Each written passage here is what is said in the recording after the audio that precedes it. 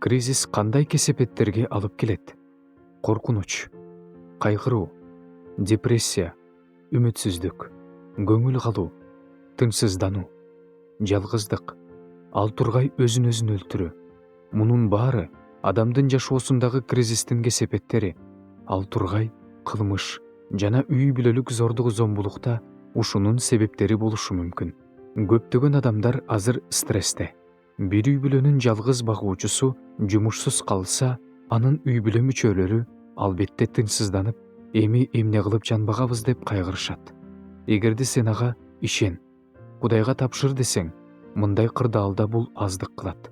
Жөн гана Кудайга ишен деген сөз керек болсо адамды кыжырдантат.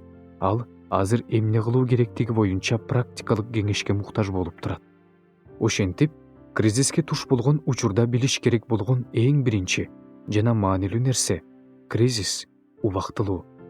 Кудайдан жана анын убадаларынан башка эч нерсе түбөлүктүү эмес экенин түшүнүңүз.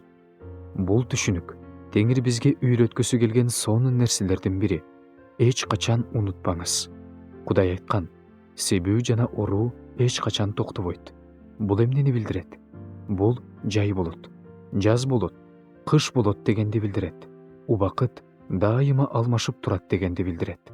Бул суук жана ысык болот дегенди билдирет.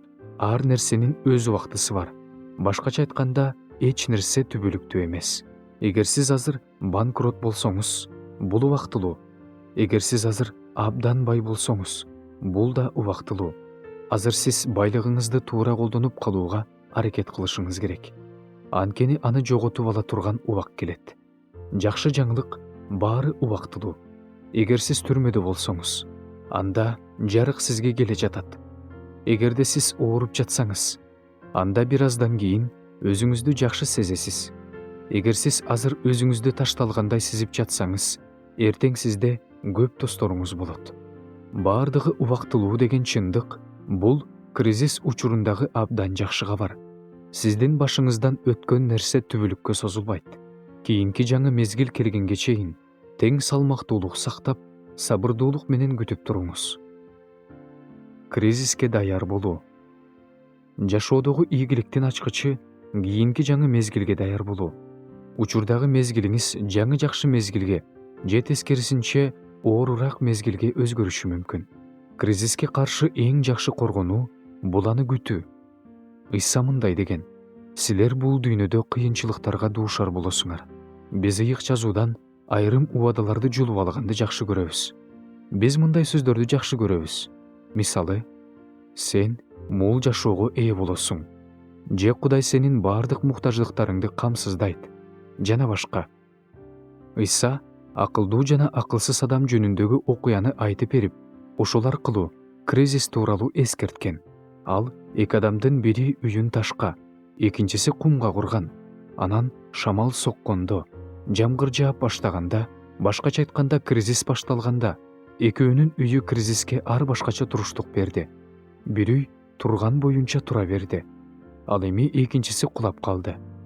Биз ишенгендер ар дайым кризиске каршы иммунитетибиз бар деп ойлойбуз.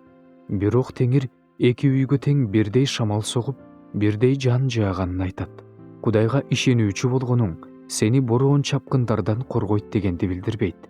Бирок ошол бороон чапкындардын ичинде Теңир үйүң кулап калбайт деп кепилдик берет. Эң негизги суроо: үйүңүз эмнеден курулган? Үйүбүздүн негизи абдан маанилүү. Кудайдын принциптерин жана осуяттарын түшүнүү аркылуу кризистен чыгууга болот. Ишенүүчү катары бороон чапкын болгондо, ал бизди талкалаш үчүн эмес, руханий имаратыбыздын негизин текшерип, аны бекемдөө үчүн келгенин билели.